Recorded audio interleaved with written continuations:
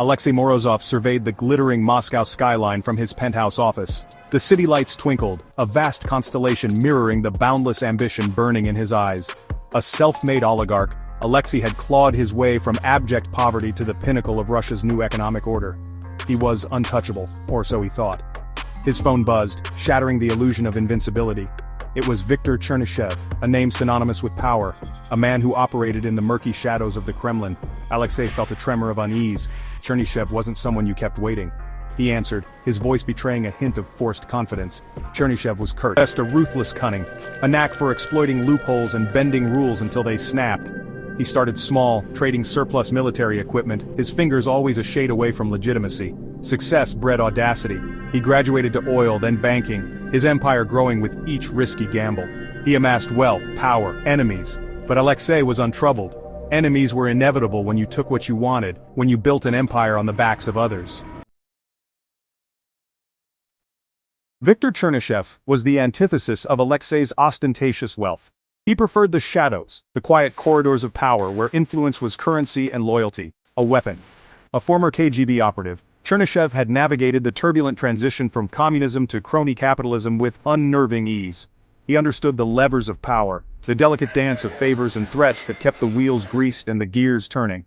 He cultivated a network of judges, politicians, and businessmen, each one indebted, each one a puppet dancing on his strings.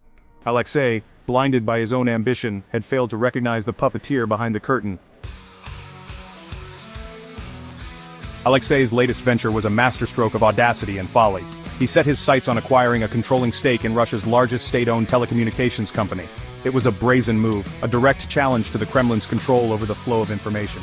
But Alexei was drunk on power, convinced his wealth made him untouchable. He bribed officials, manipulated stock prices, and employed an army of lawyers to navigate the labyrinthine regulations. To Alexei, it was a game, a high-stakes poker match where he held all the winning cards. He was playing chess, oblivious to the fact that Chernishev was playing a different game entirely. The meeting in Chernishev's office was brief, chillingly polite. Chernishev, a man of few words, spoke slowly, his voice laced with a quiet menace. He made it clear that Alexei had overreached. The telecommunications company was off limits. There were lines even he couldn't cross. Chernishev offered a way out, a compromise that involved ceding control of several of Alexei's most profitable ventures. A generous offer, Chernishev called it. Alexei left the office shaken, the weight of Chernishev's unspoken threat heavy on his chest. He had miscalculated. The game was rigged, and he was playing against a master. The consequences were swift, brutal, tax audits, frozen assets, spurious legal challenges.